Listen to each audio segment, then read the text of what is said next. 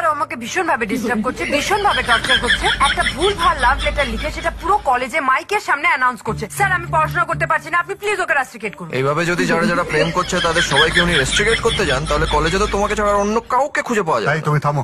তুমি ওকে love letter লিখেছো? Sir আপনি একবার ওকে লাভ লেটারটা দেখাতে বলুন। স্যার আমার কাছে আছে, এই যে দেখুন। দেখুন স্যার, না মানে হোয়াট ইজ দিস? স্যার আমার পরীক্ষায় লেখার ধৈর্য থাকে না, আমি নাকি আবার বসে বসে লাভ লেটার লিখবো? ও তো বলছে তুমি ওকে ডিস্টার্ব করেছো। তাই আমি তোমাকে ডিস্টার্ব করেছি? করেছি? তুমি ডিস্টার্ব হয়েছো? কি হয়েছো? সত্যি হয়েছো? তুমি তো আমাকে কনফিউজ করে দেবে। দেখলেন স্যার, এমনি এমনি কেস খাচ্ছে। বাই দ্য ওয়ে স্যার, আপনার টাইটা কিন্তু খুব সুন্দর। তাহলে আমি আসি?